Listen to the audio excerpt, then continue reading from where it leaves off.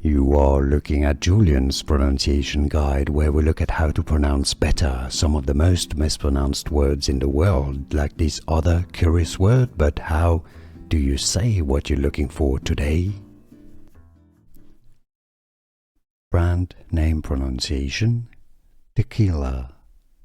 For more names of different tequilas and more words from Mexico, make sure to stay tuned. The combination of the word luna, which is Spanish for the moon, and azul, which is Spanish for blue, so blue moon.